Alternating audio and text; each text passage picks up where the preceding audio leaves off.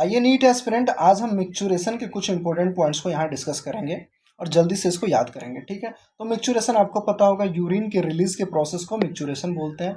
इसमें कुछ neural mechanism होती हैं और इसी मैकेनिज्म को मिक्चुरेशन रिफ्लेक्स बोला जाता है। उसमें अपन डायग्राम में नहीं चलते हैं, आपको जो इंपॉर्टेंट है मैं वो चीज़ें याद कराता हूँ। सबसे पहले आपने टिश्यू चैप्टर में भी ये चीज़ें पढ़ा होगा कि वॉल ऑफ यूरिनरी ब्लैडर जो है सो ट्रांजिशनल एपिथेलियम से बनी होती है, क्योंकि उसके पास स्ट्रेच करने की एबिलिटी होती है कि अगर वॉल्यूम ज़्यादा बढ़ जाता है तो वो अपने मसल्स को स्ट्रेच करके उसको अकोमोडेट कर सकें, ठीक है, एक्यूमुलेट कर सकें, राइट। और इसी को यूरियोथेलियम भी बोलते हैं, बिकॉज ये जो है सो या तो यूरेथ्रा में प्रेजेंट होगा या यूरिनरी ब्लैडर में प्रेजेंट होगा, ठीक है। दूसरी बात, इसमें कुछ जो है सो आपके सेंसरी सेल्स होते हैं, ठीक है। वो सेंसरी सेल्स क्या करते हैं, वहाँ से जब भी वॉल्यूम ऑफ यूरिनरी ब्लैडर एक स्टेज पे पहुँच जाती है तो वो सेंस करने लग जाता है, ब्रेन को सिग्नल जाता है कि अब इसको खाली करना है। तो ये वापस से मोटर सिग्नल के थ्रू यूरिनरी ब्लैडर को कहता है कि उसके पास एक मसल्स होती है, that is known as detrusor muscle, जो कि एक स्मूथ मसल्स होती हैं। तो उसमें कॉन्ट्रैक्शन करने के लिए, तो कॉन्ट्रैक्शन करने से क्या होगा कि वहाँ से प्रेशर बढ़ेगी और उस यूरिन को वो आगे की तरफ पुश करेगा।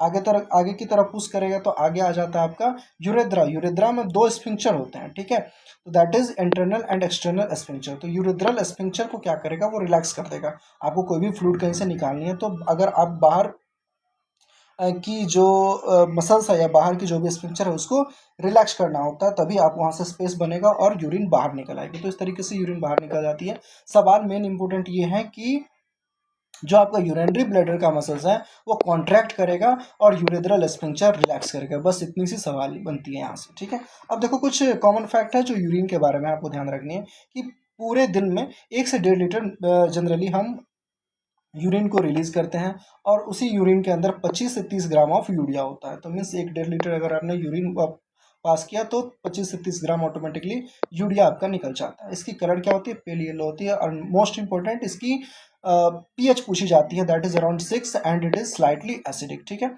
और कुछ इसमें इंपॉर्टेंट चीज़ है कि क्लिनिकल डायग्नोसिस में यूरिन का हम काफ़ी यूज़ करते हैं।